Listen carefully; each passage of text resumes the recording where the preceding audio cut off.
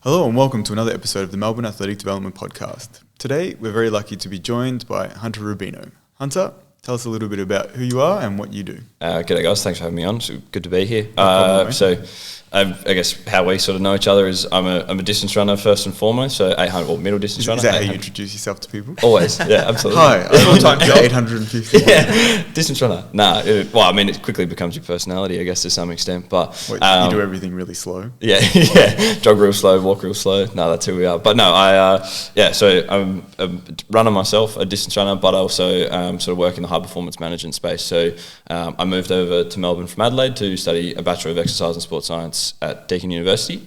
So I did that for 3 3/4, 4 years. Based, obviously, the last few years haven't been great in terms of practical placements, but I was very lucky from then to start working for sort of the last 3 years with the Carlton Football Club, and then sort of have been a multifaceted area in terms of sports science, strength and conditioning, sort of all sorts of stuff, and I guess probably found my niche, for want of better terms, in the sort of high performance management space. So encompassing sort of all of it together and doing it that way. It's interesting you say that. Like we have some friends and some colleagues who worked in that sports science space, particularly in A-League, and they were sort of arguing about, even though there seems to be in some sports this sort of like separation where people are like, oh, I'm only in this area, like I only do strength and conditioning, or I only do like more of like the monitoring side of things. They were arguing the opposite, saying like you actually should have those skills. You've been taught them. You should actually know how to integrate them. And obviously these more, performance management roles are ones in which you do that. Do you think that that's something that, is the case, that you should actually be able to do that? Or do you see that, having worked particularly at, say, like an AFL club, that there is the value in having these people that are like very specific to a certain area of, say, sports performance? Yeah, I think it's sort of both. Like you sort of have these very specific people, but then you also need to have people that work across both. And I think it's super important, especially in an interdisciplinary team, to be across sort of all facets and be able to almost plug holes where you can. You're sort of very lucky to start my career with Andrew Russell, who's been sort of around the traps of the football for quite some time. And the one thing he sort of instilled in me is to learn anything that you can from any single person, because it will help you along the track and do everything that you possibly can. And so to be able to tap into different things, I think also gives you a better or a further understanding of how you can probably better teach or coach or, data manipulate, whatever it may be, for the specific task that you want to do as well. So I guess a perfect example is working quite closely with the monitoring side of things. Now in my sort of new role at the Calder Cannons, being the high performance manager there, I've been able to instill a sports science program that was really non-existent with the help of a few other people, and basically like, hey, this is the outcome that I want. How do we build this? You're probably better at that, but this is what I want from a coaching aspect or like a tracking aspect.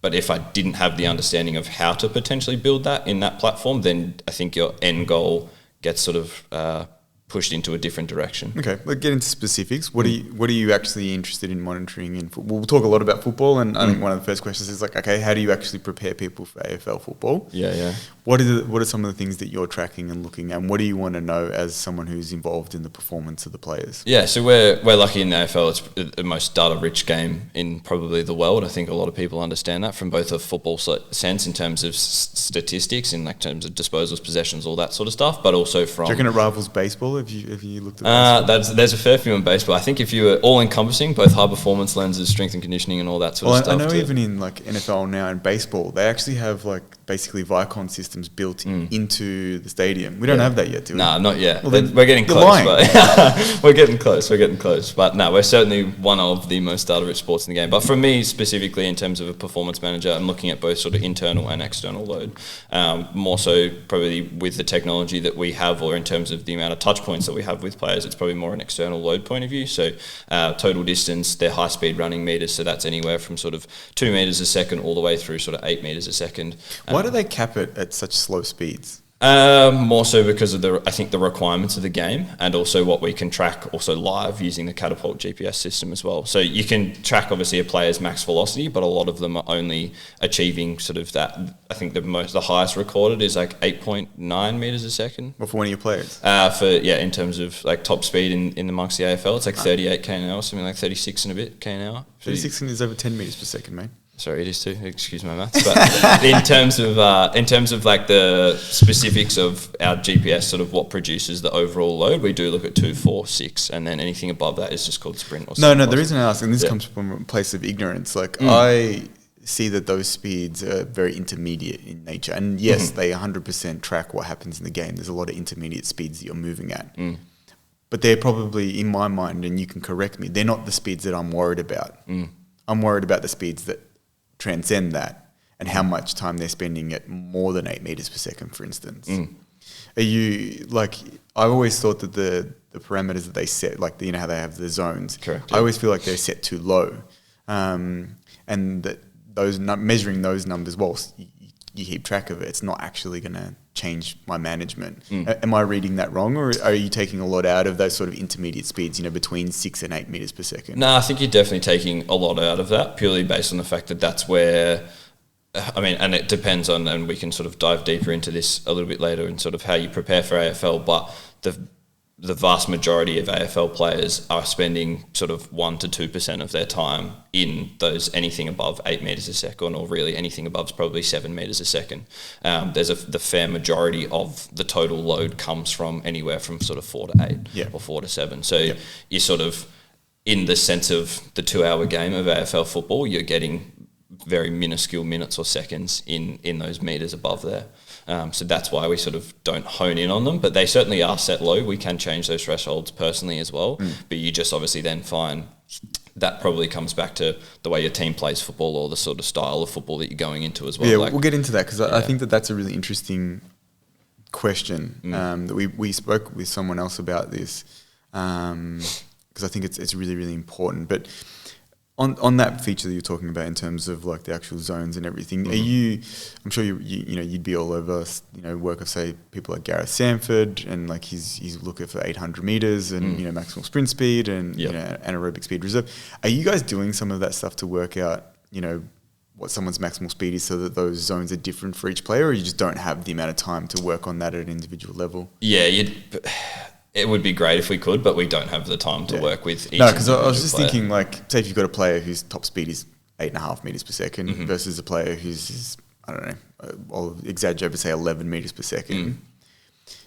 The percentage of effort that they're going at in those two speeds is so different for each of those two individuals. It's going to give you a much different outcome in terms of what that means for them in terms of their external load. Like, one's working at 70% and one's working at 90%. Correct, yeah. And for those higher speed athletes, are they the ones who will not so much spend time in those intermediate speeds? They'll either be walking or just sprinting. Yeah, the messy, particularly based on position. Yeah, pretty much. Yeah, it does come down to the positional requirements do play a really big part in that, and you do see that those people that are in those top echelon of speeds, or the top end of it, are your sort of more small forwards, or some of your rebounding halfbacks, like an Adam Sard, for example.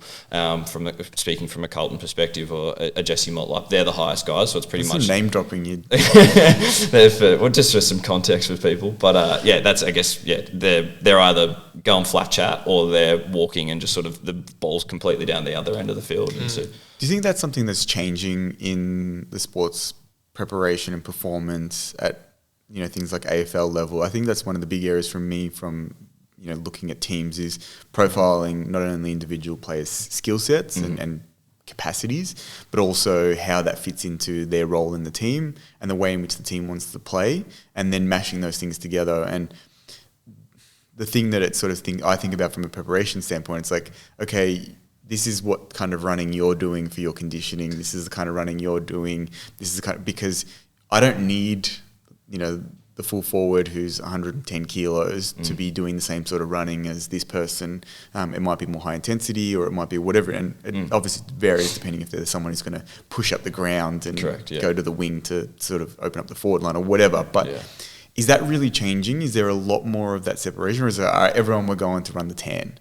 Yeah, there is and there isn't. There's definitely a lot of individual profiling amongst athletes, but I think it basically folds back into what is your role. So there's the team profile first, and I really think the biggest thing and the best way to sort of prepare, and sort of ties into a few other things, is the best way to prepare is have a really, from a high performance manager's perspective, is have a really sound understanding of how your team is going to play football.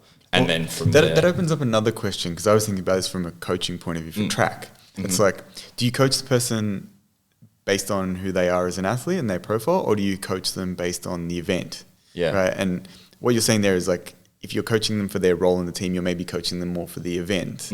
I still don't know where I stand on that, but like, have you thought about that kind of concept? Definitely have, and it's sort of, again, it comes back to the amount of time that you have to work with each player on those individual sort of traits from a performance manager perspective. You've also then got to think about, they have their education perspective from a football learning sense, they have their specific skill development point of view, but where the players can sort of get that individualised coaching or more training for the player rather than the event or the team, for example, is in those sort of like small-sided games where their skill set is probably going to shine through a little bit more. So you can sort of coach them then to be like, okay, well, your first 3-step acceleration is what sets you apart. So then when you think about, all right, get your ground ball, that's where you start. That's where you work on those individual traits, rather than, okay, here's our conditioning block. You do this, you do that, you do this, you do that.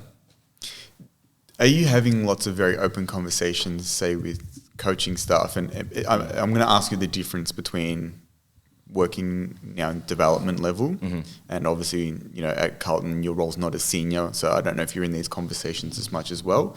But like, when you're preparing players, speaking with the coach and being like, this player, I want them to be able to do this, right? This is their role within the team. Can we, bring this forward in terms of how they actually do that from a physical output point of view? Are those conversations you're having? And I know you can answer it in light of youth versus and development versus a more sort of like established adult senior player. Yeah. But are you having those kind of conversations regularly? You definitely do. It's probably more, they definitely happen more in sort of the off-season point of view, especially if you're sort of getting a new player in, they're being traded or that sort of stuff from a senior AFL level. You have those conversations. It's like, okay, well, where does this person sort of fit in our team? And that also happens with the recruitment staff as well. So obviously at AFL level, you have a subset of people that are purely focused on recruitment, and they basically say, this is where we see this person fitting into this side. And that's obviously then the conversation with the head coach as well. And it's like, okay, well, if we can develop X trait in them, or further enhance that trait in them, then we're probably, we're onto a winning thing here, and we will look at getting that person. Because I always think about like one of the things, and coaches, as a coach, I think about this even as, say, for a team sport, but you generally have your philosophies, right? And like, you work at Carlton, I'm a Carlton supporter. They got absolutely pumped last week, right? And they were criticised very much for the game style, right? And unless the players really don't know what they're doing, which I doubt, it's probably coming from what the coach wants them to do, right? Asking them to actually play in a certain style. Yeah. How much of what's going on in terms of your physical prep and performance prep is being driven by the coach's desire to play in a certain way versus what the players are actually capable of doing? Because I think they're two different things, sometimes you're like, coach wants to do this, but these players, like, say if it's like a run and gun style of play, you've got to have, leg speed. Yes. Right? And you're like, no, well, none of our players can even hit 9 meters per second. So maybe you need to reconsider your tactical thing. Is anyone, and I'm sure it's probably, Andrew Russell having that conversation, like, yeah, mate, I don't know if we can get away with that style of game. They're like, And for you might be having that conversation at Calder Cannons level. Correct. Yeah. You certainly are sort of having that conversation, but it's basically like, this is the way that we want to play. These are the style of athletes that we have in, and now it's your job to make them ready for that point of view. Yep. So you do have that conversation, but then it also comes down to, all right, well, that person probably doesn't suit that from my performance perspective. This person probably doesn't suit that style of position. So how about we just move him to a position where it probably suits his more of an aerial player. So he's more of a run and jump rather than a consistent run off the wing and things like that. So it also, we have to have a very sound understanding of the game to prepare the athletes for it. And we also have to have very sound understanding of the gameplay that we're going to have as well. Okay. On that, did you play football? I did, yeah. So I played for a few years back home. Yeah. How much do you think that influences your understanding? And do you think you could have done this sort of role if you'd only had to, say, a background in track? It influences it massively. Probably because I lend it to have a bigger role than what other people may do, because I like the football coaching side of things, and that's the way I think best works for me to be able to work transitionally across both of them. Not that I'm out there sort of teaching them kicking technique or anything like that. But you understand what is being taught. Correct, yeah, I understand what is being taught. And then also as well, I think, if we look at, say, kicking, for example, if there's one player that's like, I have a deficiency in being able to kick really long, well, I can then break that down and be like, all right, I understand why, but if we look at your sort of, again, like leg speed or velocity of your legs, we can try and improve that in a gym setting as well, if that's what's the piece that's missing for you. Can I ask you a question? Mm-hmm. This is a dumb aside. How much work goes, and does it happen? Because I had this conversation with someone who worked in women's development, and they mentioned that basically it's not something they work on. Is how often are you working on how far someone can kick? In terms of the actual distance, the whole distance, very rarely. Why? You can't tell me that in the game of AFL, if you can kick an extra 10 metres, it's not useful. Oh, no, you're 100% right. How changeable do you think kicking distance is? It is. I think it's probably extremely changeable. You can why doesn't it get trained? But I think it then comes back to, you make a very good point. It probably comes back to can you control that? If you're then training to kick as far as you possibly can. No, you're not going to kick. Because every time you get the ball, you're not just going to try and boot the crap out of the ball. I'm saying everyone knows. No, but that's what you do then. You go look, I might have missed a target, but look how far I kicked it. Yeah, it's changeable, but then to an extent, you got it super far, but did it go anywhere that's in a markable position? But I imagine it's also one of those things of, out of all the variables of things that you can work on, where do you prioritize that? Yeah, correct. No, but I don't know. I've always found that one interesting because I feel like it actually is often a game breaker. Especially, you look at, it was a Carlton player, but someone like Zach Tui, right, from Geelong, can pretty easily kick the ball 65 metres, right?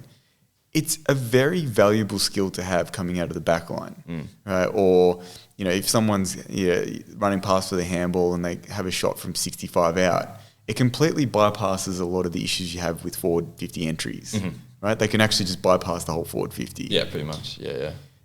So I've always found that interesting that no one actually seems to talk much about the development of something like kicking distance. Because to me, it seems like a very, very valuable high, it actually makes you think of return skill. There's been a big revolution in the NBA where they all shoot 3-pointers, and they shoot 3-pointers from way back from behind the line. Get really good at it. It's changed the game. So maybe you need to get some clubs just to focus on that. Every one of your players now needs to be able to kick 70. You don't even need to worry about getting in the 50 now. You just could kick outside of it. Yeah. It could work. I think, it's changeable. I think probably, thinking about it more so now that you asked that question, is probably there's a lot of variables that can obviously then determine. Well, here's a challenge for you for the Calder Cannons for these development, because you got development, and I'll ask you that question in a second. Do you think you can add 10 metres to everyone's kick for me? Not to everybody's, but I think we could do it for definitely. Yeah, there's a challenge 60%. For you. Yeah. On average, 10 metres then, hey? On average, 10 metres? All right, that's a challenge. That's a challenge from me to you. See if it works. All right, let's do it. On that, I mentioned Calder Cannons. Obviously, for people who don't know, Calder Cannons are in the development league. And most of the players that end up in the AFL usually come from one of these sort of development leagues. The Victorian one, of which the Calder Cannons is part of, is the biggest. And it's where most of the AFL draftees come from. So it's basically seen as, the breeding ground for AFL, both in the men's and women's programs. How does your behaviour and the way you approach it differ for these youth athletes and these development athletes compared to at AFL level? Because I would see that your role has two functions. One is to, obviously, the club to do well and win games, but also the second one is actually to develop these people into much higher level players than what they currently are. Is that a balance that's difficult to manage at times? It can be, because we're working. Can they be separate things? Yeah. They can be, I think. Yes, they can be separate things. And I think the reason that they can be separate things is because we work from such a big range. So we start with under 16s and we work all the way up to under 19s. So a lot of these kids, and a fair majority of my team at Calder, and it's the same across a lot of the regions wherever you are actually pretty much just professional athletes this year, because they've graduated school, they're sort of turning 18, or they're going into their draft year, but they're early in that sort of they're early in their learning and in that sort of sense as well. So they can become separate things, you're right, because we spend more of that developmental time with those 15, 16, 17, maybe even 18-year-olds, and then your team is filled with sort of, I think it's the maximum you're allowed in season is 5 per game of 19-year-olds, and then sort of 18-year-olds that are pretty much just training full-time and trying to make footy their goal. So they're the ones that are, you know, trying to do well to win you games of football or to try and win you the Premiership Cup. And then you've got the developmental side for the younger groups, and then that just continues folding on because they all seem to, you know. Is that like actually something that's front of mind, where you're actually having conversations with the performance team, with the coaches, saying, for the team, it would be best if we played this person maybe in this position or in this, use them in this way, but actually for their development, like, are you having conversations like, for their development, we actually probably should play them in off halfback because they'll learn some skills that are going to be important, even though most of the time they'll probably be a forward, and we think ultimately they'll be a forward, but coming off the, you know, the halfback flank is actually useful for their development. Are you having conversations like that, and are coaches at that level willing to sacrifice a little bit of the performance of the team for the development of the individual players, or is that not seen as being? Yeah, it's certainly a balancing act for sure to try and do that, but it is, in some cases for individual athletes, there is that sort of case as well, if this is the person that we think will develop best here, but we should probably play him down there, and just like you've said, so there is that sort of, there are those conversations happening. It's really good to see. This year is, I'm pretty sure this year is the first year where every single head coach is full-time. That's their only role. So they're all development coaches, so they're sort of having those conversations quite regularly with themselves, even, is like, what's the betterment of our team, or what's the betterment for this person, and then that's when they have conversations. You might not know, but are they given that responsibility by the AFL? Like, are the AFL saying to the clubs and to the coaches to take on these development roles that, you know, as I said, it used to be called TAC Cup, NAB, and now it's some bullshit name that you said, I don't know what it is. Coates League, But like, are they being directed from the AFL, like, we need, you know, players coming through the draft, we want to see development, don't get too caught up in your club winning, you know, the premiership at the development level? Yeah, correct. They are being told that. And it's, how do they, you know, have you ever spoken to any of them about that? Like, how do they manage that? Because as a coach, you have an ego, you want to win. Oh, absolutely. Yeah. And I think it comes down to also how the league is played out as well. So obviously we play a traditional AFL sort of season. Yeah, correct. And then, but we also, leading into the finals, we have wildcard rounds as well. So you can finish on top of the ladder and then lose wildcard, and like, you'll still make it on the top of the ladder, but you could have someone that finishes bottom, wins the wildcard game, and they're playing finals footy as well. So there is a lot of uncontrollables in sense of like winning the cup, and you may have that, but they are, they're sort of spending a lot of time thinking about the development of the people. And so overall, like, being in that environment, is it very much like, do you sense, okay, this is a development team, or is it like, no, we're here to win, boys? Nah, we're here to win, and we're here to win, but the focus is making you better athletes and better people.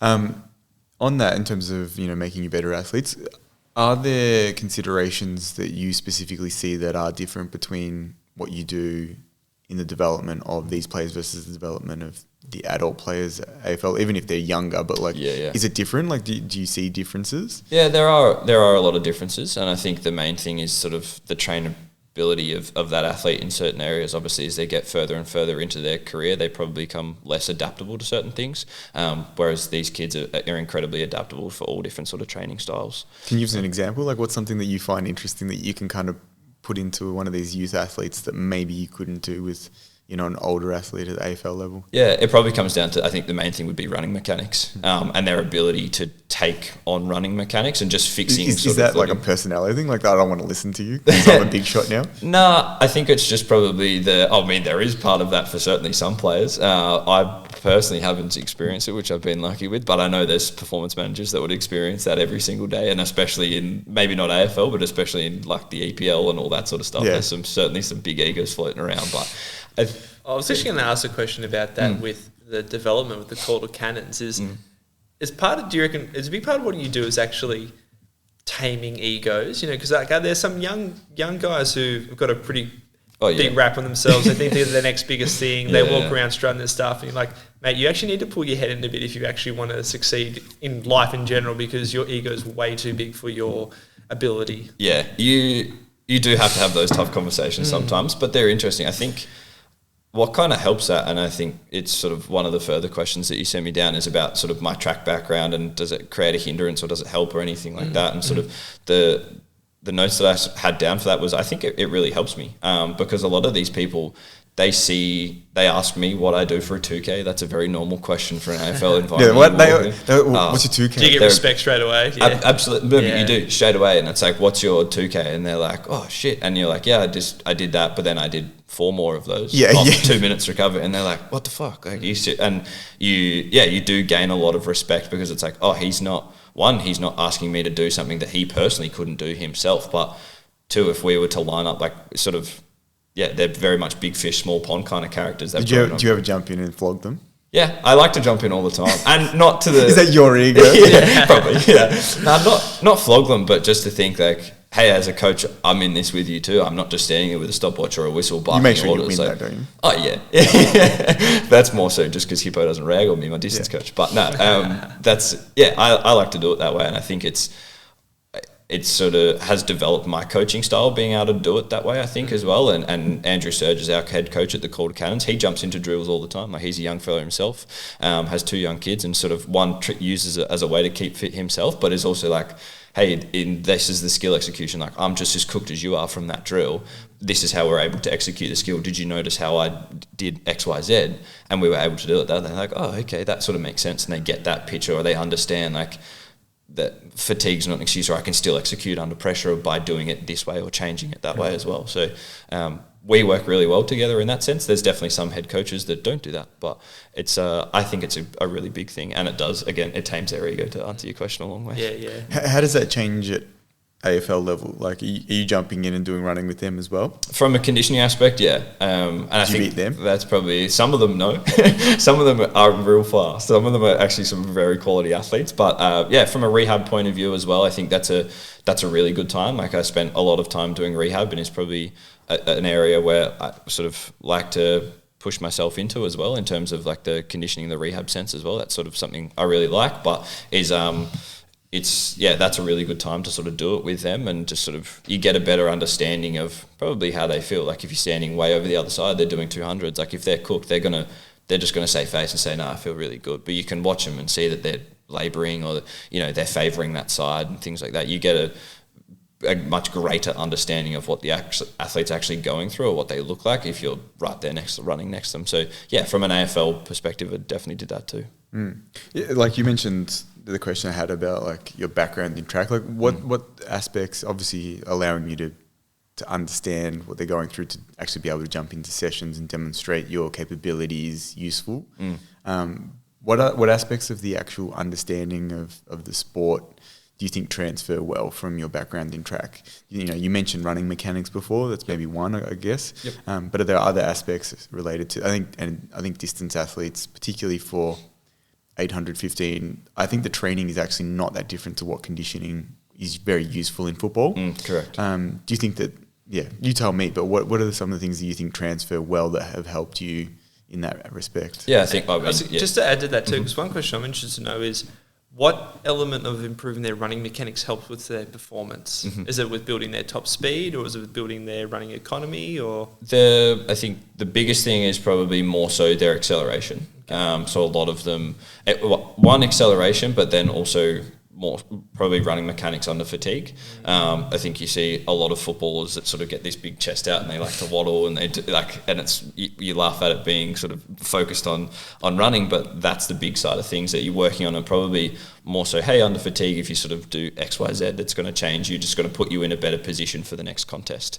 And then also probably more so running mechanics, focusing on acceleration and how they can, and also change of direction running mechanics as well is a big thing, because we have a lot of players that are super fast, sort of straight line speed, but then they can't directly turn a bus, and it just doesn't work. And it's sort of the little things, if we're like, okay, well, if you're sort of overstriding there, if we chop that back a little bit, it'll change you to be able to pivot quicker to get the handball out left, right, things like that. And then going back to sort of the more conditioning side of things, you're very right. The 800, 1500 metre training is how the game is very much being played at the moment. And as a Calder Cannons, we play very much a transitional defence type of team. So play long, lengthy chains, and we like to run as well. So it's the understanding of the requirements to be able to play like that. So it works out quite well that I've sort of not fallen into that, but as sort of, I mean, as a sort of 8:15 guy, you understand sort of 2-4 work, but you also understand sort of 10K half marathon sort of training as well. So probably, but you have some sort of understanding of that sort of stuff too, especially if you're a student of the game for terminology. But yeah, you get a really good understanding of what types of sessions and when and where to put things into place. When is it time to do sort of more threshold work, tempo-based work, or sort of? What are some of the decisions that you make with that? How do you like to structure that? If you see something, what are some of the decisions you're making? Or like, I need to actually adapt this training, and this has actually come from me understanding as an athlete, I can't go and do this kind of session now because I actually have had this kind of stress placed on me. Yeah, you sort of. Looking at that probably more from when there's not necessarily as much football, when it's probably their off-season break and doing that sort of stuff, when it's probably purely focused on just them being fit and minimising their time with balls in terms of, and skill execution, is when you would probably look at that. So sort of off-season or Christmas break and that sort of stuff, and knowing when in the cycle of things to be able to play certain sessions in there. And then from when it is time in football, it's like, okay, well, what are we looking at, and what does the drill expose us to, or what sort of stimulus does the drill expose us to? Is it a small-sided game where we're working heavily on, first 3 steps to get handballs inside contest? Well, then our conditioning is probably going to have to be the opposite of that, where it's a longer, slower tempo-based stuff. Or are we doing a long transitional defense type drill where we're literally going from forward 50 stoppages to D50 stoppages? Well, then, okay, our conditioning block's probably going to be our acceleration-based sort of stuff. How much are you, AFL's a long season, right? So how much are you pushing their conditioning during the season? Because I recently finished a book that was on baseball, so I brought up baseball earlier and the technology and monitoring, but it was talking about the fact that this team, you commonly do a lot of, say, your conditioning tests in the preseason, and you never go back to them, right? Yeah. And this team decided they were going to redo it. Now, their preparation for the game, and they were playing better, but if you actually measured a lot of their, say, conditioning, it was way worse, halfway through the season. And I would suspect it's probably similar with AFL, right? Yep. Because you do have a game that is difficult to recover from. The players are sore. They're not going to necessarily be wanting to smash a certain amount of conditioning work. But are you still pushing them through the season to maintain a certain level of conditioning? Yep. And often it's, with the mindset of okay, if we get to the finals, we want to come in not limping there from a conditioning point of view. We actually want to be, on an uptick. And I think that got popularised very heavily by Geelong. I think it was Geelong, where they were literally we're happy to throw these 3 or 4 games if we have to, because we're in a heavy block of training. And it seems to be something that they've continued to do. Yeah, well, they were sort of, last year they were 4-4 in round 8 and then went on to be undefeated. So, and it ties back into sort of, they were happy to probably throw those first 4 games of the season because of their conditioning block. And I think with the game of AFL is, you have a really good opportunity to microdose different types of conditioning blocks in there. Looking at it from the Calder Cannons perspective, we also have an interesting area where we have a lot of community breaks, because obviously they have APS footy and all that sort of stuff where they're required to play those games. So we have community breaks. So there's probably there is a greater reliance on us giving them conditioning sessions in those community breaks, because may play. Is it helpful for you actually? It actually is. Yeah. I first, when I stepped into this role, I first saw it as probably a little bit of a challenge, because I had a good understanding of when to microdose from a continuous continuous season. But looking at we're 2 weeks into our 4-week community break right now, and looking at it, it's actually probably a little bit of a blessing in disguise. One from a player developmental point of view, but then also from a coaching point of view as well, from being able to be okay, well, we have time to then, we probably didn't focus enough on this in that area where we lack, so we can sort of pivot and go to that sort of area as well. So it's actually been really good to have that, and it's been different, but now it's definitely a welcome change. Yeah. And in terms of when it is a continuous season, say for the AFL, what are most teams doing? Are they, as you said, they're just going to microdose their way through it, or do they actually, like a Geelong, is it common that they'll actually say this is a heavy conditioning block and we're willing to kind of push through that? And where from your perspective would you place those kind of things? Yeah, I think one, it comes down to the type of team that you are and the your sort of coaching staff. Are they all the same, or there's a lot of sort of factors in that can have variations on when you decide to do those things. Obviously Geelong were really good the year before they won the flag as well, so they could probably have that bit of arrogance about we can lose these first 4 games to be able to do something like that, to go into a heavy conditioning block. It is, I guess it's interesting, like you continue to sort of, ultimately it comes down to the type of team that you are. Are you trying to build as a group, or are you sort of really challenging for that end year? If you're building, then you're probably going to place a further emphasis on being right in rounds sort of 3 to 17. And if not, well, then you're obviously going to be in a heavy conditioning block early, and then you can microdose with speed and all that sort of stuff a little bit later. We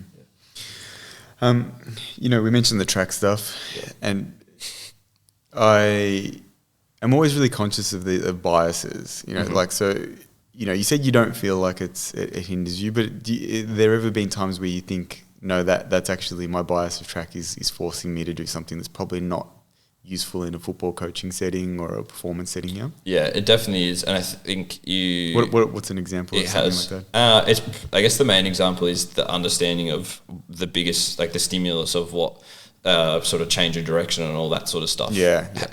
Almost like underestimating it. Yeah, 100%. Like looking at a training session that may be 6 by 2 minutes with 60 seconds recovery, I may look at that and go, that's not much at all. But then you add that into periodically with bouts of change of direction and bouts of short contest and skill work. That's a lot for these guys, and so you probably tend to overestimate what they can do, or you look at a session that you've put down on paper and go, man, that's bugger all running. That sort of, and you think about it on times that you'd run for that sort of stuff, and that's definitely the hindrance. But once you gain a greater understanding of the load that happens to an athlete in change of direction, or even like grappling. Are you using some of the accelerometer stuff that's coming with GPS systems to track some of that? Yeah, so you correct. can get an idea and you're like, it didn't look like much on paper, but because of the way the drill was designed or whatever, it actually ended up being quite a lot of accel, decel loads going through the system. Yeah, so we use a Catapult GPS system, which is, I guess, widely used amongst the world, and especially in AFL as well. And there's a IMA, is the inertial movement analysis, is the number that we look at more specifically. And then I personally break that down into accel, decels and jumps, because it's obviously a big determinant of load is jumping and accels and decel as well. So we break it down that way, and then obviously look at it from how your drill designers and are giving you those results as well, and then that then further determines, all right, well, if we're going to have that drill there, or again, I think that's probably why there's a big emphasis on those, going back to the sort of meters per second, what we were saying before, is why there's an emphasis on those numbers is because we can only produce so much from a drill design perspective, which gives us those metrics. But we use that a lot, and then we even put things in there like grappling, like the amount of, like, we do sort of 150 grapple 150, and they're cooked. They mainly do 6 150s, and even short sprinters would look at that and go, oh, that's not a bad session. Maybe not your guys, but some 400 meter guys or something like that. But you know what I mean? Like they do something like that, and they look at that, and they're cooked. Like that's more than what we would do, sort of doing like 8K tempos as a distance athlete. Like the same amount of fatigue that we have and you think they've only covered, but 500 meters, but they've done 90 seconds worth of grappling and they're cooked. So there's all that to encompass in your programming as well, and that's probably where early on track was a bit of a hindrance for me, or my bias towards track, because I was thinking, oh, these guys can do that, that's no worries, and probably coming in with a bit of naivety to the AFL level, thinking these guys can cover anywhere from sort of 12 to 17K a game. Like surely they have to be doing sessions that are close to that, but purely just from running. And then you think, that's like, that cooks them, that stuff, and you don't understand that until you're doing it as well. Well, is that a limitation? Like a question that I have is that injury rates in certain areas are getting better, but in others they're not. Mm-hmm. And is that because maybe we're not pushing them hard enough, right? Like I feel like there's so much more discussion now, and Jack's an NBA fan of like load management and people missing games, and I don't know what they call it. They call it load management. Well, I don't really follow it that much now, but yeah, I think that's essentially what they call it. Yeah, but there's so much more understanding of that, and I think the players too. Weirdly, I think the AFL players are sooks. The AFLPA's taught them all that they can sook about anything, but.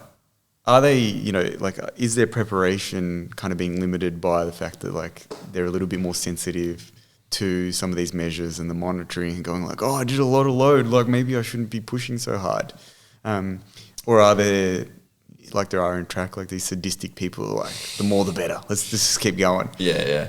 I think that, potentially it has placed a bit of a, like the numbers and that does place a bit of taboo around the type of work that they can do. But I think it's also the type of performance manager or coach that you are, and the understanding, like I know from my running, and this is where it sort of helps me a little bit, is sometimes you just have to get this work done. It may be shit and it may suck and it may be a bloody long session, but you just have to get it done.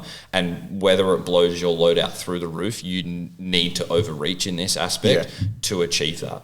And it's certainly changed from the way the game was sort of back in the day, and how the game continues to change. Those types of players that are sadistic and just want more and more and more are still there, and those that are like, oh, I think that's enough for me. And they do learn themselves, but it certainly changes from person to person, and even from year to year. Like a story from Andrew is when he was at Port Adelaide in 2000 and 2001, he was getting some of these guys to do like 2 to 3 sessions a day. Like they would be a footy session in the morning, and then they'd go and ride. That was the steroid era, though. Maybe.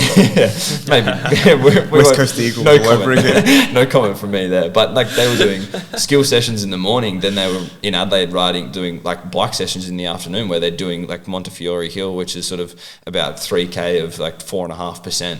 And they'd do repeats of that, and then he'd get them the next morning to do 6 by K, and then they'd go and do. So the players have gotten soft, is what you're saying? To some extent, potentially. I think it's more the way that the game's going, or the better understanding of the requirements from each person, and maybe probably placing a reliance on more individualized profiling rather than team profiling, being like, I can get this out of that person and that's going to help the team in this way. But then also you don't want to rely too much on one person as well. So is there something to be said though, for the individual, but particularly for team sports, of doing those hard sessions together and getting through it, and actually building that camaraderie and that psychological element? Yeah, there's a huge element to that. And then I think as staff and as people around the players in that aspect, you have to tell them, like, this is the session where you just need to get through it, and it is going to suck, but when you get through it, you will be a better teammate and you will be a better team player, and you will be have such a big closer bond. And there is a bit of that sort of macho we get through, like we're sort of solidified together and we're one team. Like there is a little bit of that, absolutely. But yeah, you do notice after those really big sessions or those really big weeks for looking at your overall plan that they do come out a better team, because they're like, fuck, we did get through this. Like we got through this together. If we can get through this, we'll be one of the sort of fitter sides, and we'll do that. And every club, has all that sort of stuff. But there is a huge element to that as well. Yeah. As like working at AFL level, and it might be more visible maybe even at the development level because they're willing to share it. But like, do you actually get any indication of the loads that are happening? Say you would have yours in your team. Do you actually get indication of what other teams are doing and how much overall load they're... I'm sure it's probably Chinese whispers at times, like, oh, such and such are doing all this stuff. But is there actually access to that where you go like, oh, we covered, I don't know, I'm just going to make up complete numbers, but we did, 500 Ks this month or something. Yeah. And they're doing 800 or something like, do you ever get any of that kind of information? From an AFL level, no, not really, apart from Chinese whispers or people that have been sort of traded or whatever, but it's what has happened previously. It's never sort of congruent into what's happening like right now. On the historical stuff, is there like what's happened? Has it gone up? Has it gone down? Has it stayed stable? What do you actually see in terms of like, if say Andrew Russell gave that example of like, we were doing this much volume at this point, has that trend, did it go up and then come down? Has it stabilized? Like what's it doing? Do you know? it ebbs and flows. It certainly ebbs and flows, but I think it ebbs and flows with the game and say like the rules that happen or the rule changes and things like that. But back in the day, it was pretty much everyone was just like punt the ball to grass, go chase it, run hard, and then go from there. And you're on the ground the whole time. There's no rotations. Yeah, there's none of that sort of stuff. There's no rotation monitoring. There's none of any of that sort of sense. And then it went through very much a period of sort of kick mark, break line. So you're working hard on acceleration based point of view, and now it's back to probably a little bit more free flowing, run hard, very much like Collingwood, St Kilda transitional defense type sort of play where they're running off half back and running large numbers. So you would see that there has been a spike in load. When you mentioned before, like you might talk to a player about what they did before they got traded, for instance. Mm-hmm. Putting together all these sort of Chinese whispers that you hear, do you see large variability in how different clubs approach developing athletes, or do you think it's pretty homogenous overall when you think about the main things that each club's working on? It is relatively homogenous. Like they're all. I mean, ultimately, the game of AFL football is the one thing is it's predictably unpredictable, and you have to prepare in sort of certain ways for that unpredictability. So you do see. The overarching themes are probably quite homogenous, but then when you break it down into a sort of more minute level, there's sort of differing themes amongst teams, and that's probably where it comes down to what your game style is. They look at what a Richmond of the old would look like. Their sort of higher speed numbers, so their 6, 7, 8 plus is probably quite high. They probably spend a little bit more time in those higher zones because they work kick mark, and then break lines. And then now it's probably, it looks very different. So the overarching themes are quite homogenous. Well, with that in mind, are there particular physiological measures that every club would do, like something like maximal aerobic speed or something like that? Is it just, are there always measures that you're always going to do? Yeah, there certainly are. MAS is a perfect example of that. Maximal aerobic speed. There's all of that. There's threshold based stuff, and it probably comes down to more so the training philosophies of the high performance manager as well. But it's some shape or form you're gonna be hitting very much those same sort of stimuli for sure. And going back to sort of the developmental point of view and sort of how much you see across, to answer your question before, it's sort of. You actually see a lot more. I was quite surprised stepping into this role. As I said, I feel like from the people that I know that have worked in NAB League or whatever you want to call it now, there seems to be a lot more information shared because the AFL kind of does pull some strings to make that experience a little bit more homogenous on purpose because they want a certain level of athlete coming out of that program and they want them going into the draft, into the AFL. So there is a little bit, I feel like there's a little bit of manipulation that does happen. There is. So, Are you under the pump? Do you have to do you have to answer to the AFL commissioner or something? Well, we have an AFL HPM that sort of governs all of us, but we actually share all of our, which kind of shits me up the wall, to be honest. Oh, really? With you. Well, like, it's my proprietary information. I'm smarter than everyone. Well, kind of, yeah. But like, I'm also someone like, it's probably, like, I'm not someone that's on Strava, like, I don't share my workouts or do any of that sort of thing, so it probably speaks more to me. Because you're a pro runner. Yeah, that's true. It probably speaks more to me. You get a bigger ego, clearly. Yeah, it speaks more to me than it does anything else, but so all of our GPS data gets uploaded to a central system that's governed, which... I would hack it. Just put in fake numbers. Well, to some extent... Is that what you're doing? Do not incriminate yourself. No, I've told people this. So our sports scientist at the club, Georgia, she worked with me for a little bit at Carlton, or she was sort of with me, and we sort of knew each other from Adelaide. And so for our training and game data, we actually call it stuff that's just relative to her and I. And then when she exports it all, she names it what it's actually meant to be called. So like we have a mate in common, his name's Jack. So we called one of the drills, which was a sprint focus drill, we just called it Jack. Yeah, and so people don't know what it the is. AFL look at that and they're like, what the fuck is drill Jack?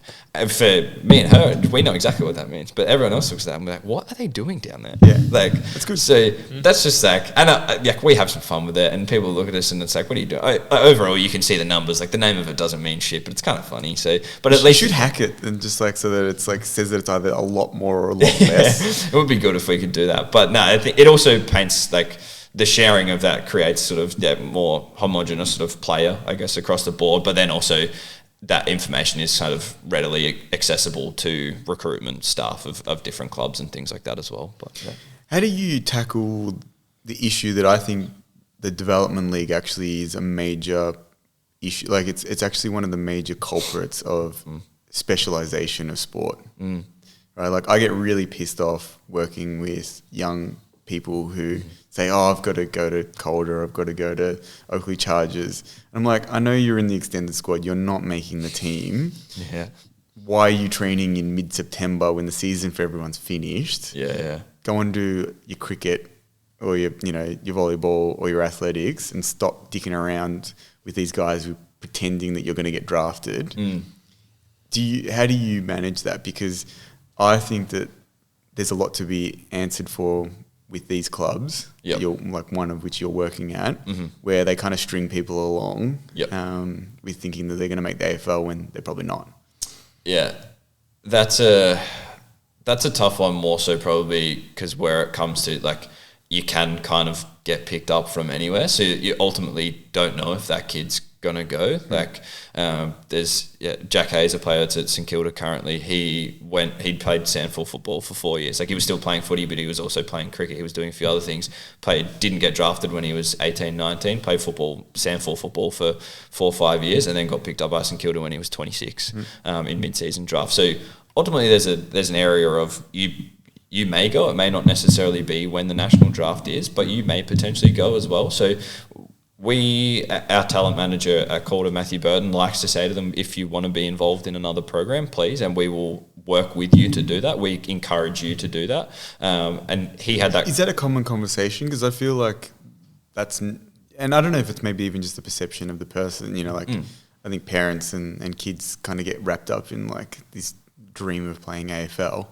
And so I don't know, it's probably not coming from maybe it's not coming from the club, and I'm reading that 100% wrong, where they're saying like, yeah, you'll be fine to go play cricket. Yeah. Whereas they're like, no, I've got to specialise on my footy.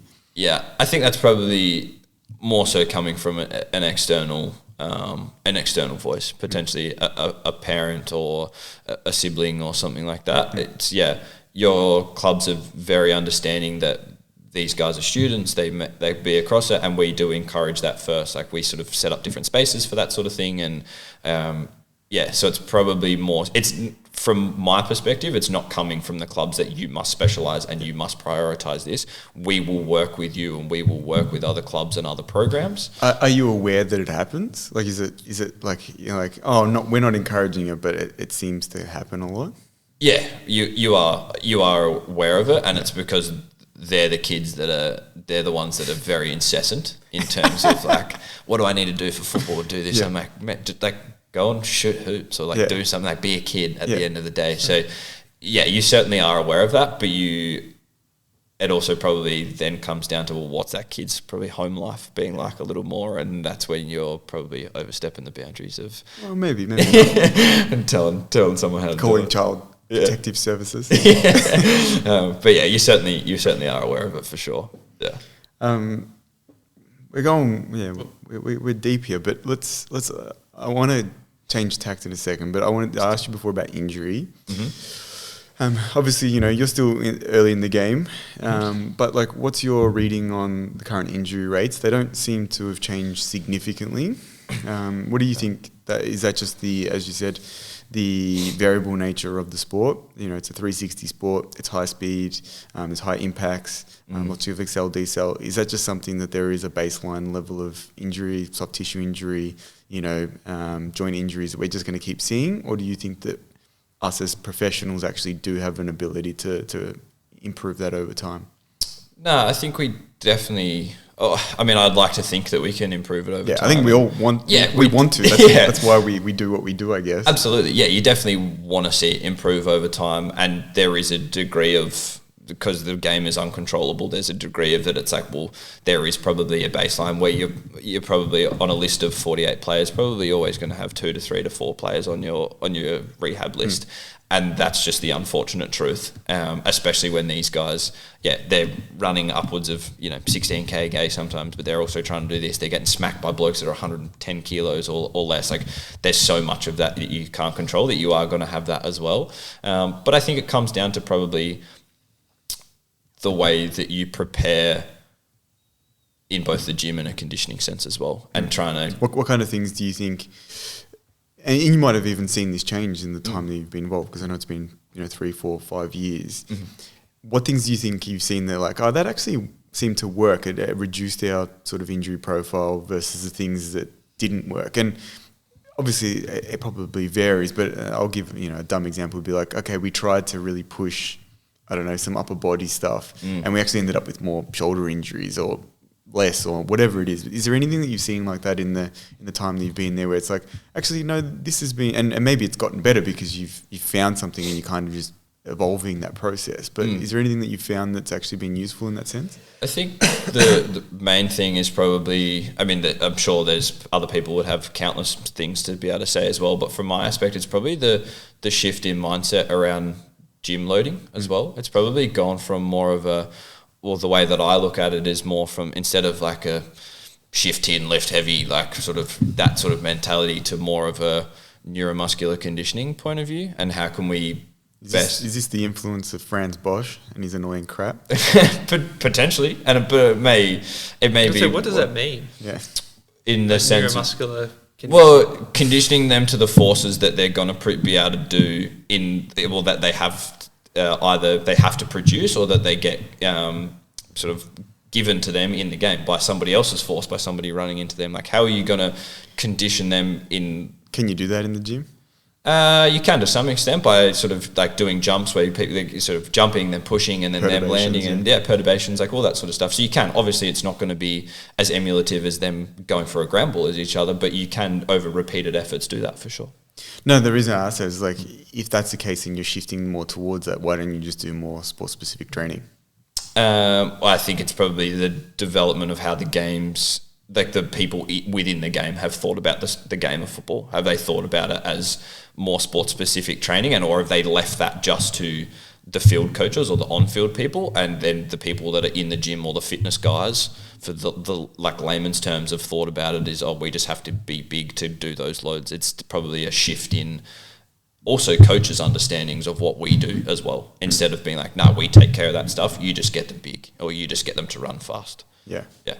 How do you see that integration working? Do you think where do you think this will evolve to? Do you think where everything that you see in the gym will look like something that's on the field? And, what if that's the case, what's the benefit of that? What are the limitations of that?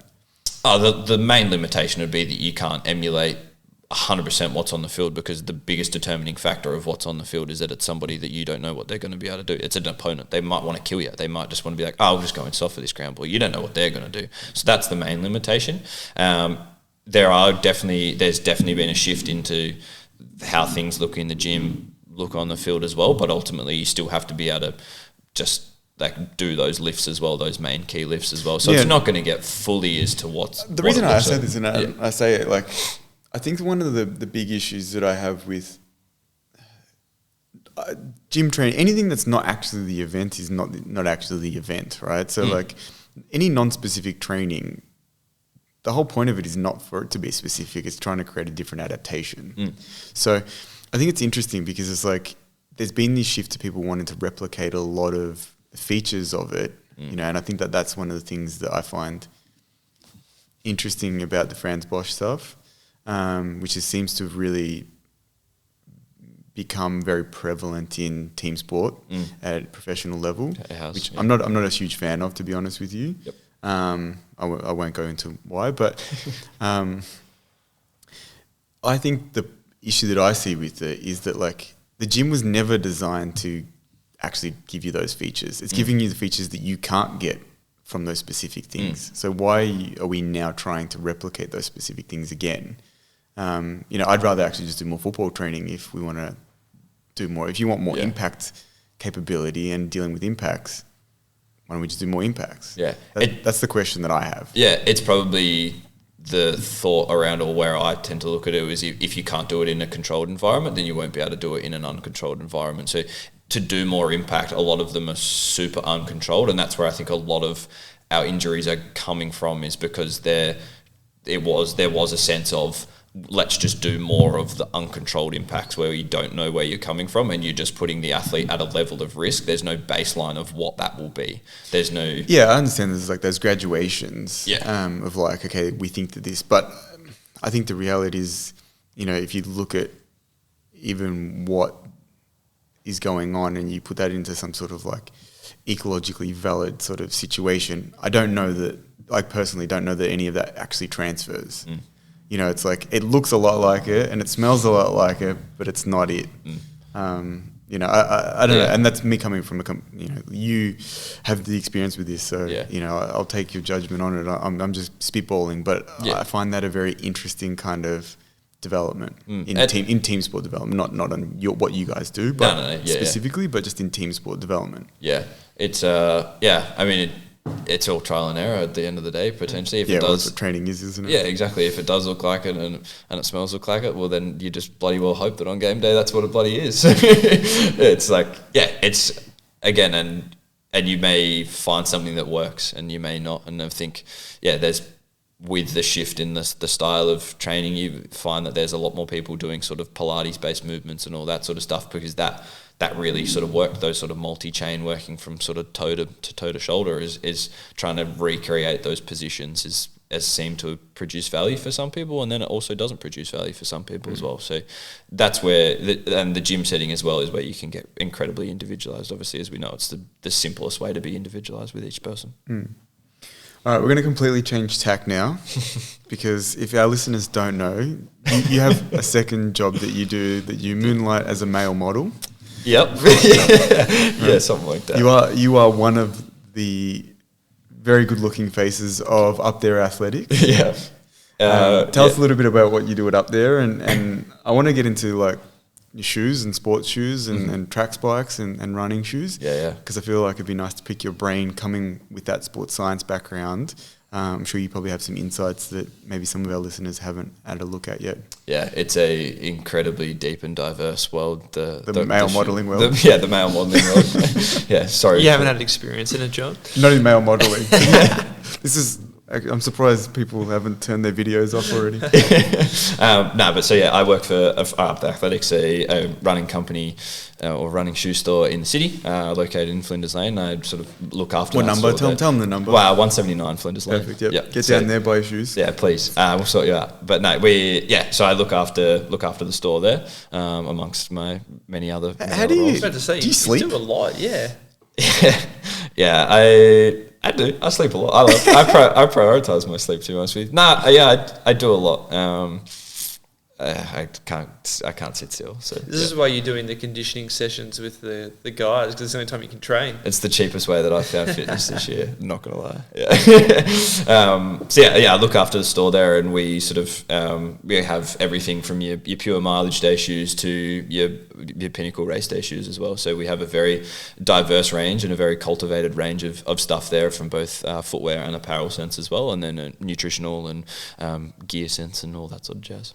As I mentioned, like, there's been a massive revolution in shoe technology since 2016, basically. I think there was actually potentially even a little earlier. In your mind, first question is, are you gung ho with technology, or do you have a traditionalist slant and sort of think, maybe we shouldn't be pushing this too far?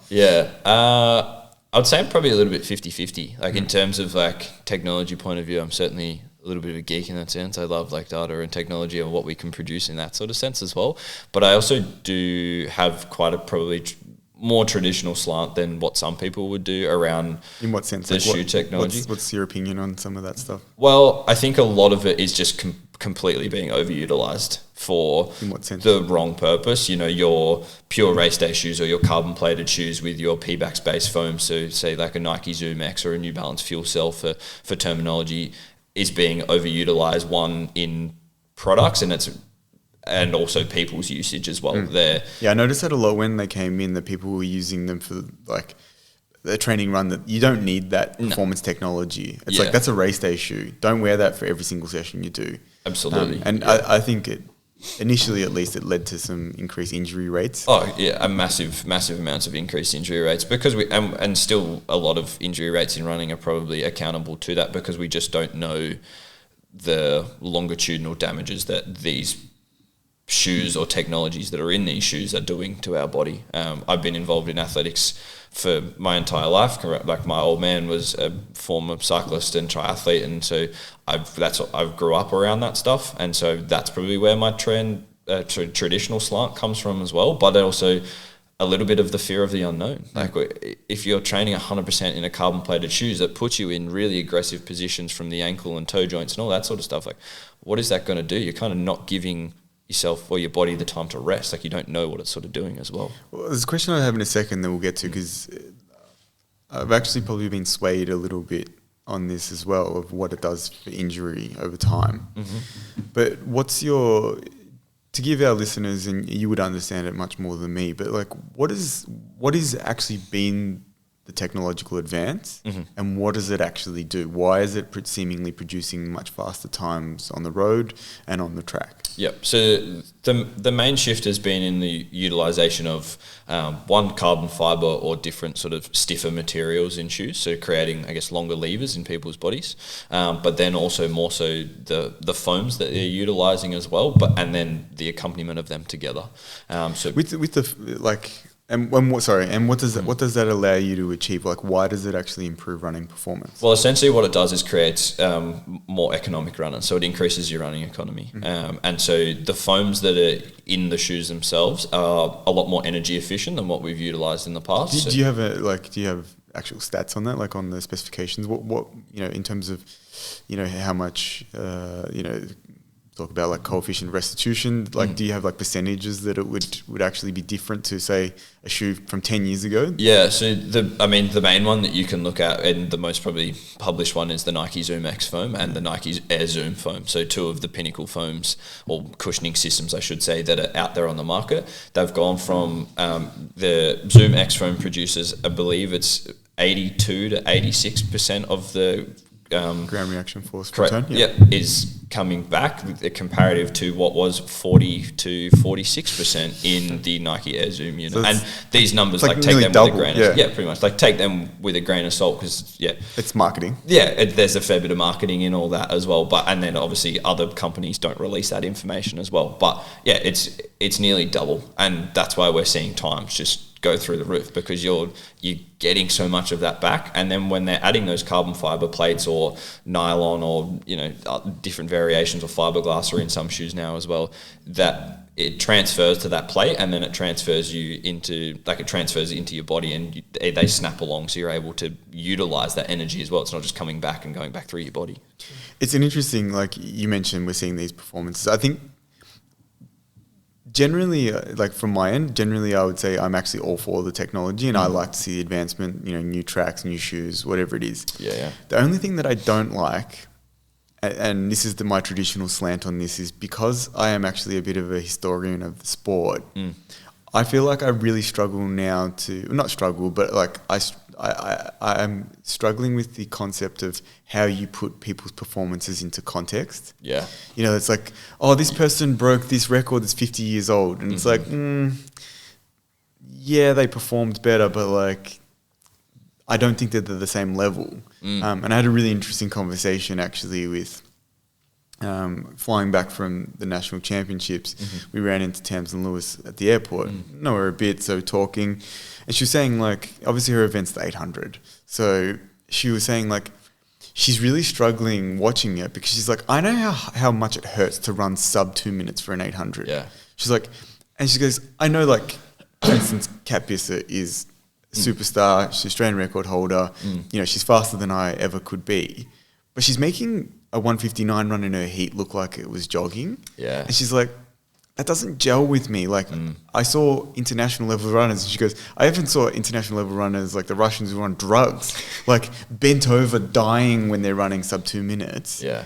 And she's like strolling along, and she's like, I don't know that I can cop that. And I think that's interesting, because it's like, have they been able to improve running economy that much that the energy demand is significantly less? And the reality is probably, Yeah, you're 100% right. The context of people's records and that sort of stuff is kind of crazy. And you look at people that were competing still competing now and competing when the sort of pre-super spike. That's literally how they talk about it. It's like pre-super spike era and post-super spike era. Matthew Centrowitz is one. There's a big one that talks about that. Obviously, his win in 2016, he was in a non-pair of super spikes, and then he's now obviously wearing a Nike Dragonfly, which is a super spike.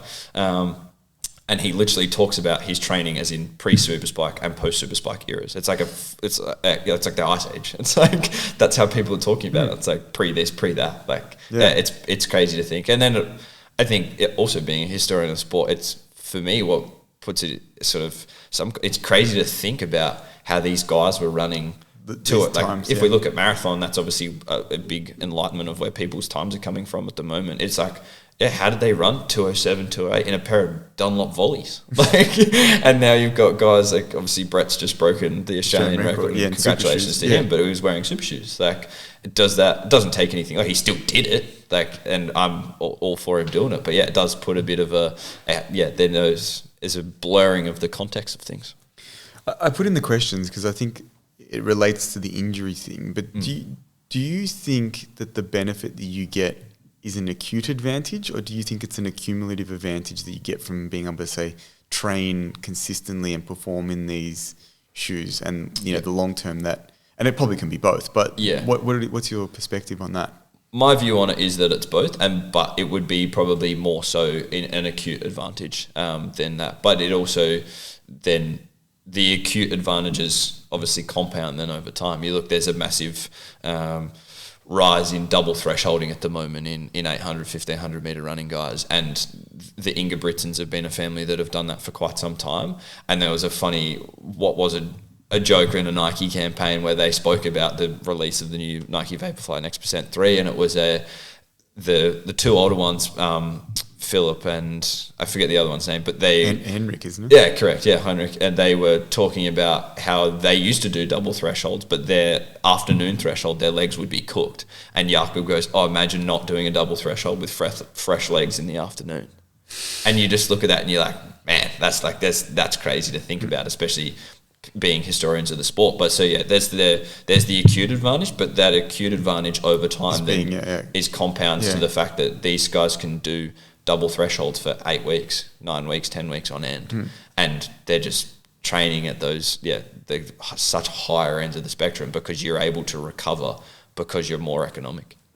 The thought that I've been having a lot, and I think I've brought this up in one of the discussions, but is this idea that if you can get over the acute stress of being in a more aggressive shoe, the long-term benefit that you get from that adaptation to your tissue actually potentially reduces your injury risk. Is there any way that you see that being, something that you've observed? Yes and no. I think for me personally, probably yes. I have someone... Well, what did you experience? I came, first time I sort of came in and saw you here, I was struggling from a bout of stress fractures and probably was training in more of a traditional slant point of view where I wasn't in these super shoes, and then have committed to training a little bit more in terms of just specifically my reps of my Tuesday, Thursday, Saturday sessions in these super shoes, and I've now gone 18 months without stress fracture, or 16 months without stress fracture. Do you not think it's all relative though? Because even if you're training at higher intensities, you're also going to be performing at higher intensities. Like, isn't it just more the relative? Yeah, but I think that they stress different things. I think the shoes are taking and changing, say, bone loading and tendon loading in a and as long as you can get through that initial period of adapting to the way that stress is, you're getting the opportunity then to not have the loading go through other areas. And it's like swimming, for instance. Like, why can swimmers do so much volume? The reason swimmers can do so much volume is because there's no mechanical stress. So, they need the volume of training to actually drive that adaptation. I think it's similar with this. It's like, this is actually, once you adapt to it, it's actually taking some of that mechanical stress away from you, and you're getting extra performance because the shoe's creating more mechanical capability, but it's not actually coming from you physically or what you're experiencing. Yeah. Right. Like the ground reaction force is higher. Yeah. But say 10% is coming from the shoe and 90% from you. And what's changed is before it was 95% from you and 5% from the shoe. So it's like the actual relative amount is higher, and it's I don't know, like the proportions probably don't make sense. But essentially, like I think it's like people can deal with DOMs. Yeah. Right, but they're not really going to deal with an increase in tibial, bone stress, developing. Yeah. Whereas these shoes are kind of taking that away, and it's like, oh, I was a bit tight in the calves, or my quads were getting a bit, I was getting real DOMs in my legs, but like I can keep running. Yeah. Does it change your running mechanics?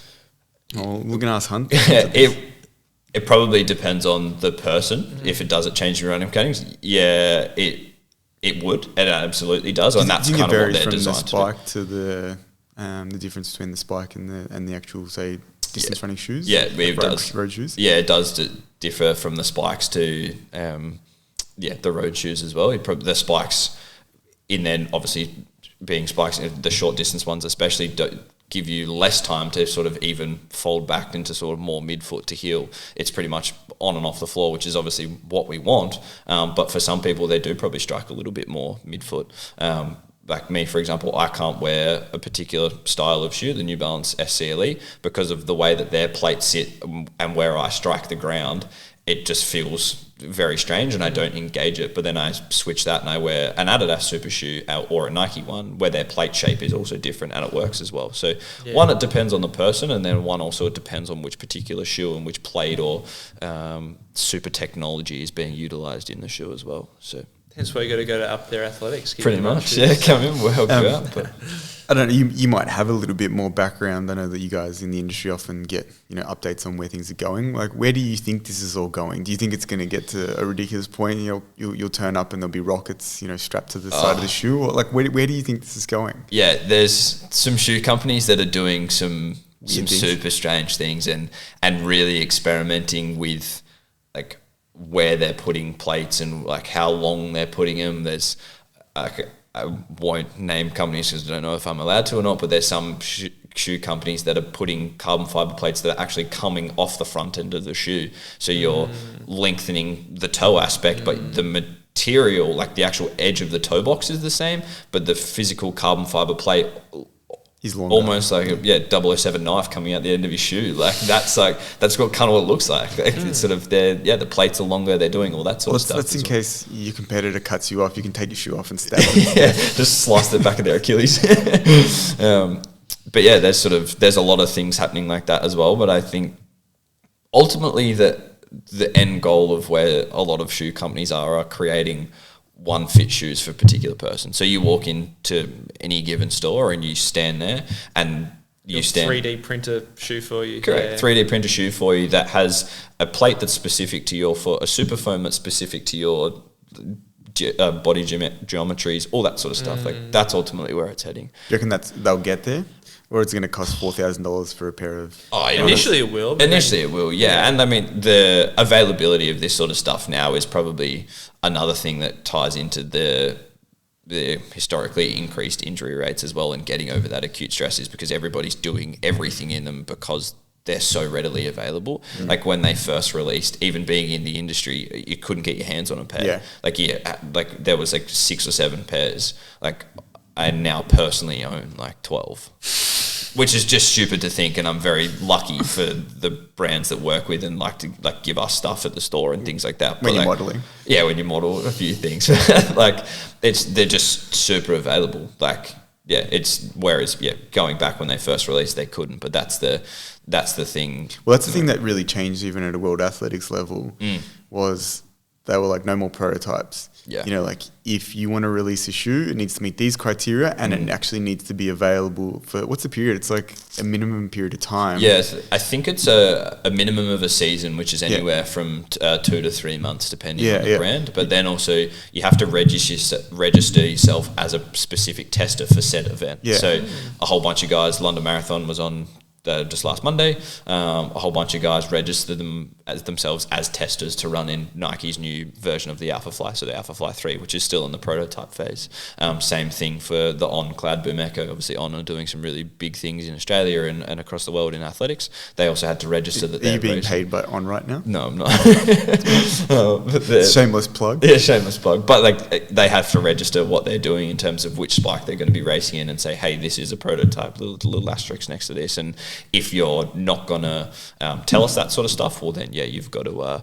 it has to be XYZ rule and has to be available for purchase and all that sort of stuff. So. Now, you mentioned you don't stop.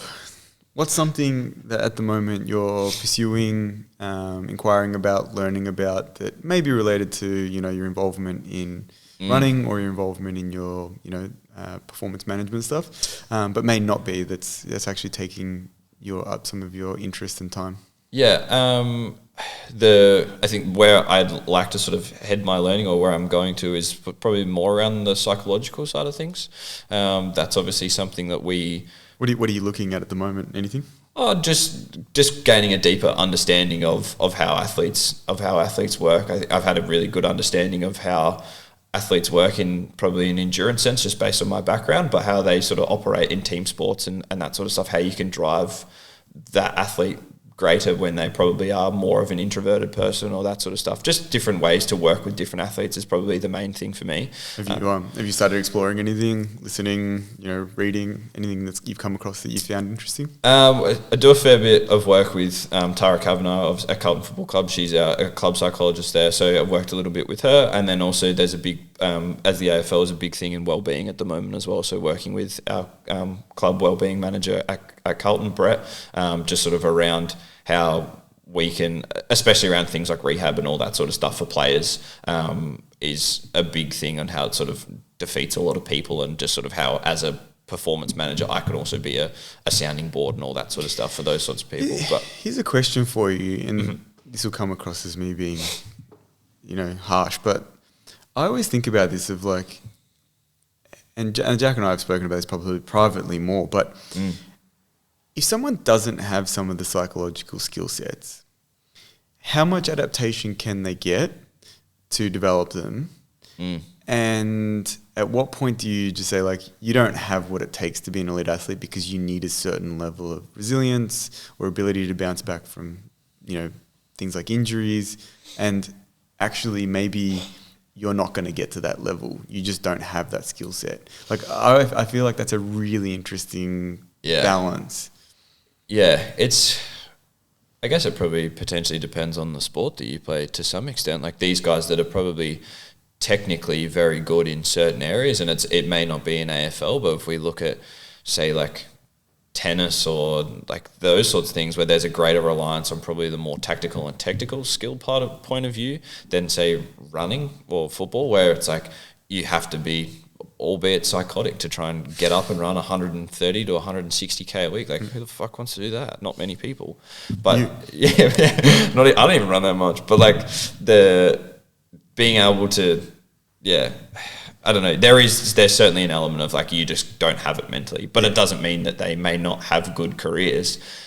But it may just be their career may just look different to somebody else's. Yeah, I don't know. I don't have an answer. It's something that we've kind of tossed back and forth in some of our probably private conversations. But I just always think about that of like, how much does, the moment select the person and the person select the moment? You know what I mean? Like it's one of those things of like, are some people just capable of making those adjustments as they need to? Yeah. And do you have the capability of maybe giving people the opportunity to develop those skill sets? I think if someone's younger, maybe more so. Absolutely. But if someone's 28 and they've never really had any injuries, and then they have a major injury and they crack the SADs and they can't deal with it. Yeah. It's like, how much are you going to be able to influence that? Even if you have lots of those skills to be able to impart. Yeah. This is probably it's probably a driving factor as to why this is where my learning's probably heading at the moment, as to why athletes are like that. Working with different types of people that are just like you have to pull them back, and it's all mentally. It's like they could be they'll just continue to do one more, or I've had friends that were taken to the AFL when we finished school, and they basically didn't have it after a year because they just didn't have it upstairs. They were great, both skill wise and execution and all that sort of stuff, but they just didn't have it. And now I'm thinking of one gentleman in particular. He's gone on to have a very good VFL career. He's having a great VFL career and has since he stopped playing for Collingwood, but he just didn't have what it took. I remember us coming home at Christmas time. We were both living in Melbourne. We both went back to Adelaide, and I was out training, getting ready for Bay Chef, like a big race in Adelaide, and he was coming home. He's like, I don't really need to train today, or like it doesn't really. And I'm like, are you fucking kidding me? Like, I'm out here racing for $1,500, and you're like, that's half of your match fee. Like just sort of, and that mindset of a different thing. But now that he's probably pulled back, he's having an illustrious VFL career. Yeah, it's an interesting thing, isn't it? Like, I think that's, and it's another discussion we won't have now, but it's like that thing of like people getting enamored with talent. And I often think that like someone who's slightly less talented but has some of those psychological skills often gets a lot further than the person who has ultimate level of talent.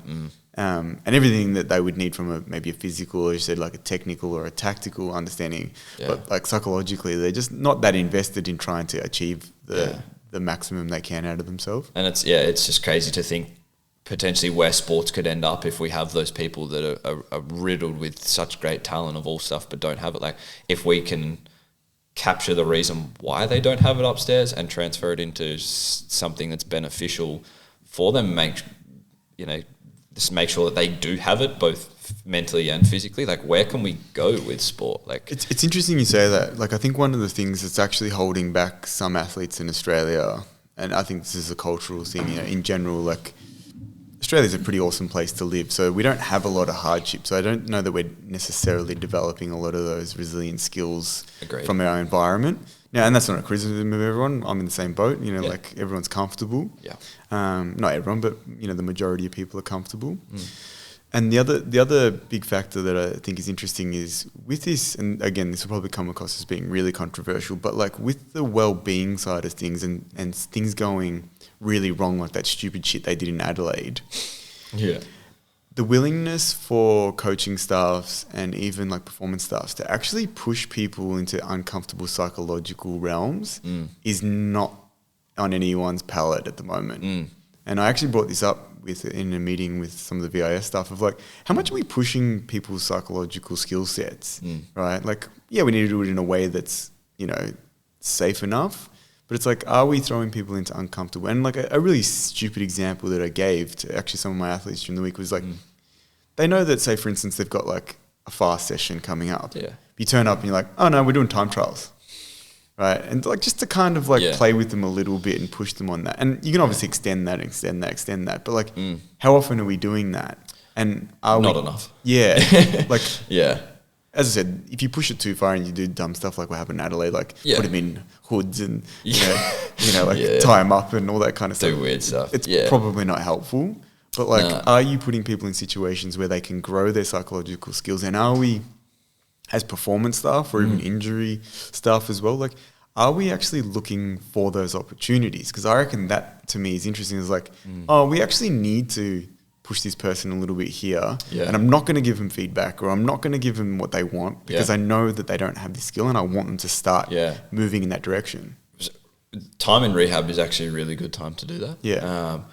Rehab at any level, whether it's an acute injury or a long-term injury, is obviously going to provide very different mental stimulus for people, but it's a really good time to do that. And whether it's small things like not giving him feedback, where they're like, did I execute that really well? And you just like, give him not much, or whether it's like you give him a blasting, or you like whatever it may be, like it's actually a really good time to do that. And that's why I'm really interested in the rehab space and looking at that psychological space, because you can meld the two together. I like the thought I have is like, but yes, I agree with you 1,000%. Like that time's good for it because it naturally invites that. Are we going and searching that out when nothing's wrong? Yeah, and there's some stuff that are, or some clubs or teams that certainly are, and there's some that aren't. Our using Calder Cannons as an example, and it's I like the fact that you've brought this up. We in our camp, we decided that our camp wasn't going to be a traditional camp. It was a 3-day camp. It wasn't going to be a traditional of, right, these are the 3 hardest days. I'm going to run you 200K in 3, like, you know, just do dumb shit like that. It was, how do we, as a football club, grow as better people? And it was a simple exercise of folding into your vulnerability. And all it was 2 days prior to our camp, it was every member that participated, and you're encouraged to participate, was to send a particular photo in. And that photo that you sent in, you had to get up in front of people. Now there's 50 people on our list in terms of players, and there's about 15 performance staff that work across both programs, both boys and girls. And so you're up there standing in front of 65 people. Public speaking, people hate. It's always going to be something that people hate. And leaning into vulnerability of a photo that means something to you is what we did, and was our mental skills exercise. And the emotional side of things was like so much better than me standing there barking orders and being like, right, you must run 7K. And that's where it's an intelligent way of applying this. It's like you're actually seeking out opportunities to grow people. Yeah. And you have to be creative with it. Yeah. And it can't be, this is not just punishment. Like that's not developing much. Yeah. And it was an amazing, eye-opening experience that was like, I'm going to take credit for it. That was like Andrew Sturgis, our head coach, that led the charge on this and sort of spoke to me and was like, what do you reckon? I was like, this would be like awesome. Like, let's do it. Let's lean into it. So him and I were the first 2 to get up the front, obviously, to sort of pave the way. And even for me, it was a very interesting experience. And then more so for these kids that are, you know, 16, 17, 18, that do have egos, as we sort of spoke about a little bit earlier. How do they fold into their vulnerability? I got up, put up a photo of my family and spoke about some sort of family history that had happened, and something that had happened to my sister not long earlier that year, and things like that. And it was, you know, there was, for most people, not a dry eye in the room for every single story. And it didn't have to be get up and tell us a sad story, but it was, you know, tell us something or a feeling, or lean into the vulnerability of why you've selected this photo. And because and we called it a picture's worth 1,000 words, and because there's such a deeper meaning to everything. Yeah. Fantastic, mate. We've ticked over 90 minutes, so that's gone exceptionally well. Thank you so much for taking the time out of your Saturday and your 14 jobs that you have to come and spend 90 minutes with us. It's been a pleasure. Thank you. Very enjoyable. Cool. Thank you. No, I appreciate it. Thanks, guys.